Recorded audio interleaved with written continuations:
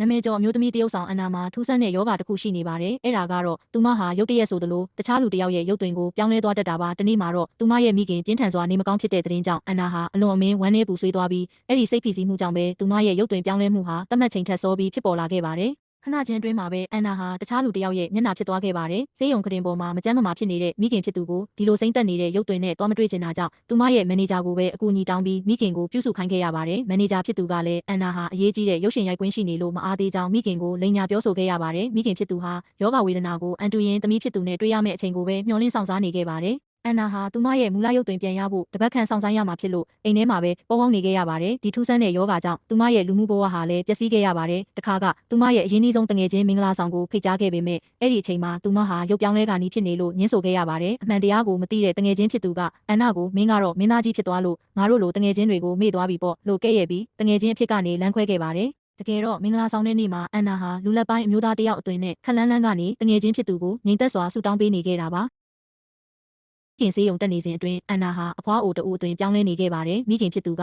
သမီးအန်နာကငါစီတစ်ခါမှလာမကြည့်ဘူးလို့ညှိတွားနေချိန်မှာဘေးနားမှာပန်းသီးအခွန်တော်ပေးနေတဲ့အထင်းတော်ကြီးဟာတကယ်တော့အန်နာကိုယ်တိုင်ဖြစ်နေခဲ့ပါတယ်ရုတ်တရက်မိခင်ဖြစ်သူအခြေအနေစိုးရိမ်ရပြီဆိုတဲ့ဖုန်းဝင်လာတဲ့အခါမှာတော့အန်နာဟာဘသူတိတိဆိုတဲ့စိတ်နဲ့ဆေးရုံကိုအပြေးလွှားသွားခဲ့ပါတယ်မိခင်ဖြစ်သူဟာစိမ့်သက်နေတဲ့မျိုးသမီးကိုတွေးလိုက်ရပေမဲ့ချက်ချင်းဆိုသလိုဒါဟာသူမရဲ့သမီးမှန်သိရှိသွားခဲ့ပါတယ်မိခင်ဖြစ်သူကအန်နာတယောက်တည်းဒီဒုက္ခတွေကိုကြိတ်မိတ်ခံစားနေရတာကိုသိသွားပြီးဝမ်းနည်းမိသလိုဒီလိုပုံစံတဲ့သမီးကိုထပ်မံတည်ကျွမ်းခွင့်ရတာဝမ်းသာကြောင်းပြောရင်းအန်နာရင်ခွင်ထဲမှာပဲနောက်ဆုံးထွက်သက်ချုပ်ငိမ့်သွားခဲ့ပါတယ်မိခင်ရဲ့ဇာပနနေ့မှာအန်နာဟာလူလက်ပိုင်းမျိုးသမီးတဦးအသွင်နဲ့ရေချိုးခန်းထဲမှာအသေးအတန်ငိုကြွေးနေပါတယ်။သူမရဲ့ချစ်သူတဦးလေးသာအန်နာကိုပထမဆုံးမြင်ယုံနဲ့ခွဲခြားသိမြင်နိုင်ပြီးနှစ်သိမ့်ပေးနိုင်ခဲ့ပါတယ်။အဲ့ဒီအချိန်မှာပဲအန်နာရဲ့ပြိုင်ဘက်မင်းသမီးရုပ် Ruth လည်းဇာပနကိုရောက်ရှိလာပြီးရေချိုးခန်းထဲမှာငိုကြွေးနေတဲ့အန်နာကိုတွေ့သွားခဲ့ပါတယ်။ရုပ်ကတော့ဘာမှနားမလဲပဲစိတ်ရှုပ်ထွေးစွာနဲ့ပြန်ထွက်သွားတဲ့အချိန်မှာပဲအန်နာဟာသူမရဲ့မူလရုပ်သွင်းကိုပြန်လဲပြောင်းလဲဖို့အချိန်ကြာရောက်လာပါတော့တယ်။